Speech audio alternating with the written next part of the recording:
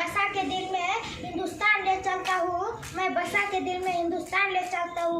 आदरणीय व्यासपीठावरील मान्यवर, आदरणीय गुरुजन वर्ग आणि येथे उपस्थित माझे देश बांधवांनो, आज 15 ऑगस्ट भारताचा स्वातंत्र्य दिन साजरा करण्यासाठी जमलेलो आहोत।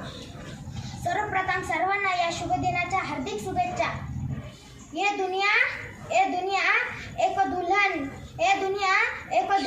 दुल्हन के माथे पे बिंदिया। I love my India. मित्रांनो, आज 15 ऑगस्ट 1947 रोजी आपला भारत देश इंग्रजांच्या ताब्यातून स्वातंत्र्य झाला। त्या अगोदर अनेक वर्ष इंग्रजांनी आपल्या देशावर अमानुषपणे राज्य केले। एकेकाळी या देशाला सोने की चिड्या म्हणून ओळखायचे आणि अचानक या देशाला गोऱ्या अधिकाऱ्याची नजर लागली आणि आपल्या भारत देशाला लुटण्यात चालू केले। अनेक जनता त्यामध्ये मारली गेली।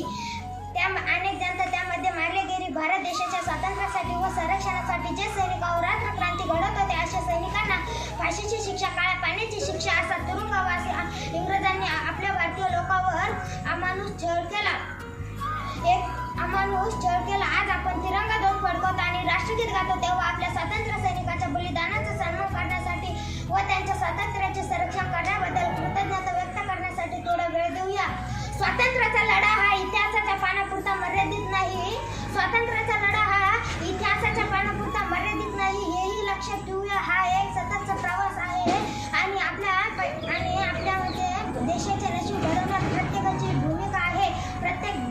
प्रत्येकाच्या हृदयात 15 ऑगस्टचे विशेष महत्त्व आहे। आपल्या देशाने वसाहतवादी राजवटीच्या बंधनातून मुक्त होऊन प्रगती आणि समृद्धीची वाटचाल सुरू केली।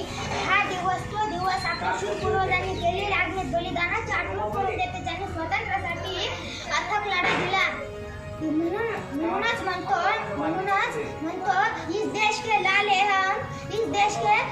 हम दुश्मन के लिए काले हम। मौत से हम कभी डरते नहीं,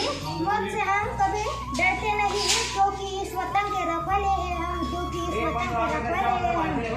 आता जाता एवढंच म्हणेन की भारत एक सोया हुआ शेर है। इस बात से दुश्मन अनजान है, क्योंकि ये करता ईमान है। हम चाहे तो एक दिन में इस दुनिया से हमारे दुश्मन को सफा कर दे, लेकिन हम बार बार माफ कर देते